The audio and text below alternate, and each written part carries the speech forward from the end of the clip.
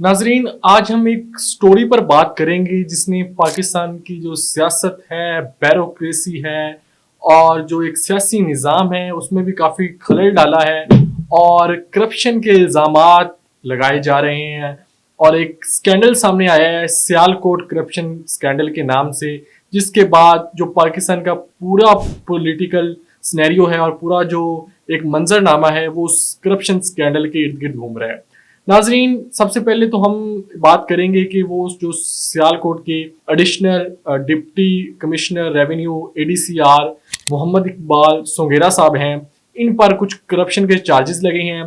Corruption के charges लगने के बाद इनको अरेस्ट किया जाता है जो एंटी करप्शन पंजाब की जानिब से,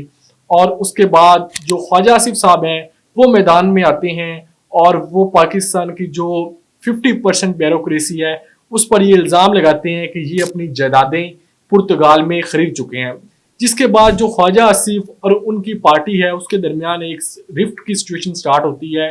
और आपस में एक लड़ाई की सूरत पैदा होती है। ख्वाजा आसिफ साहब और जो एडीसीआर सियालकोट हैं, इनका आपस में क्या ताल्लुक है? इनका एक दोस्ती का ताल्लुक बताया जाता है और वो एडीसीआर जो इलेक्शंस में आरओ भी रह चुके हैं, जो सियालकोट का हल्का है जहाँ से ख्वाजा आसिफ साहब इलेक्शन लड़ते हैं। तो यानी कि आप समझ सकते हैं कि इलेक्शन में किस तरह, जो स्पेशली इस इलेक्शन में जिस तरह फॉर्म 45 और फॉर्म 47 के मसाइल खड़े हुए थे और आरओ ने फॉर्म 47 जारी किए थे, किस तरह की सपोर्ट चाहिए थी आरओ की जानिब से पाकिस्तान मुस्लिम लीग नून को, ताकि रिजल्ट में तब्दीली करवाई जा सके और जो इल्ज़ामात भी लगाए जाते हैं फॉर्म 47 के।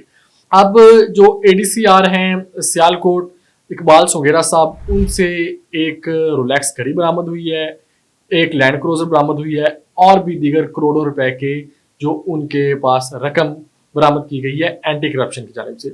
इनकी शिकायत की जाती है जाहिद जवेद नामी एक शख्स हैं जो कि सीए जो कंपनी है, जो सीए बैट बनाती है, बड़ी मशहूर कंपनी है, उसके वो ऑनर हैं। सीए का बैट पाकिस्तान में बहुत ज़्यादा इस्तेमाल किया जाता है और नेशनल टीम में भी बहुत से प्लेयर्स इसको इस्तेमाल करते हैं। अभी रिसेंट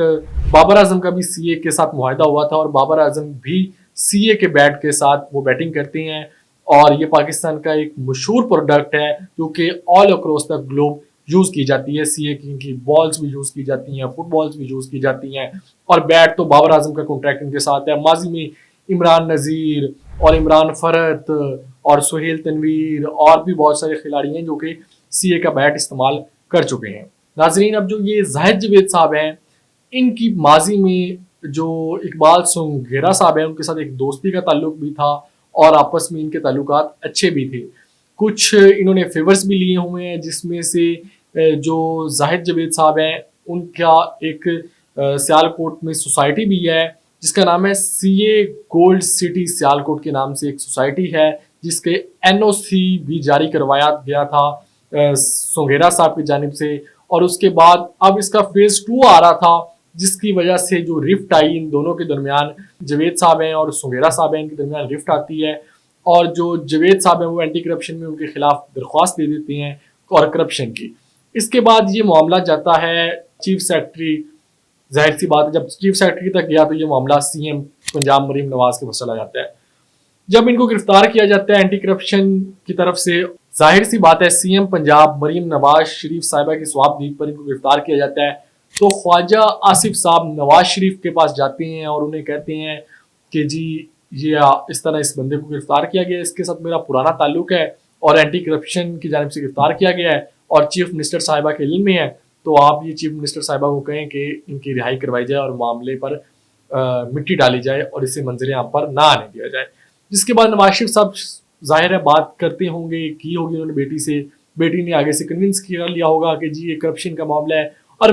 बिल आखिर किस्सा मुख्तसर ये कि मरियम नवाज शरीफ साहिबा ने ये फैसला किया कि उनको रिहा नहीं किया जाएगा और उनके खिलाफ कार्रवाई की जाएगी। जिस पर जो ख्वाजा आसिफ साहब की इस्तीफे की खबरें आई थी वो ये थी कि फिर ख्वाजा आसिफ साहब ने नवाज शरीफ साहब को और अपने जो करीबी ज़राए हैं नून लीग में उनको कहा कि फिर मेरी वजारत का क्या फ़ायदा है अगर मैं अपने एक बंदे को नहीं छुड़वा सकता या उसको रिहा नहीं करवा सकता। तो उन्होंने एक इस तरह के ब्लैकमेलिंग के तौर पर कहा कि फिर मैं इस्तीफ़ा दे देता हूँ। जो खबरें बाहर आई थी कि ख्वाजा आसिफ साहब ने इस्तीफ़ा भिजवा दी है, जो कि अब बाद में तरदीद भी आ गई है ख्वाजा आसिफ साहब की जानिब से कि उन्होंने किसी किस्म का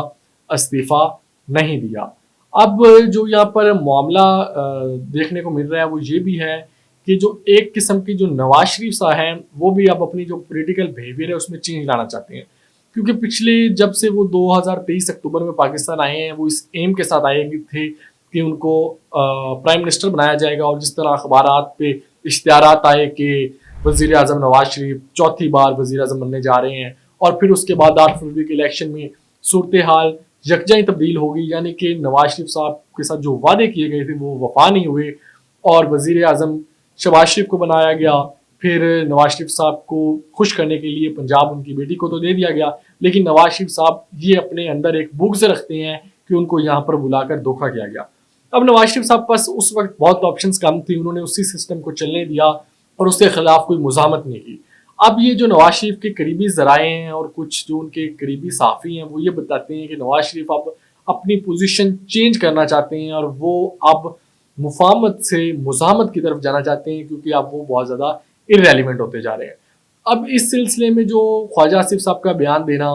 कि पाकिस्तान की 50% बैरोक्रेसी की बाहर जदादें हैं, उसके साथ साथ एक बड़े सीनियर सहाफ़ी हैं मोहम्मद मालिक, उन्होंने एक स्टोरी क्रिएट की जिसमें उन्होंने कहा कि 2000 अरब की करप्शन पकड़ी गई है और ये पिछले 2-3 सालों के अंदर हुई है, जिसमें हुकूमती शख्सियात भी शामिल हैं, बैरोक्रेसी भी शामिल है और सियासतदान भी शामिल है। और अब ये एक एम किया गया है जो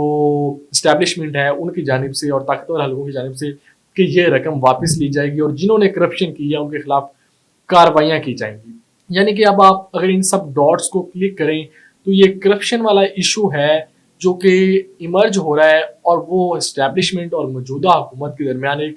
रिफ्ट की सूरत हाल पैदा कर रहा है। अब जो ख्वाजा आसिफ साहब ने ट्वीट किया इस पर राना सनाउल्लाह साहब का भी रद्द-ए-अमल आया। उन्होंने कहा कि जो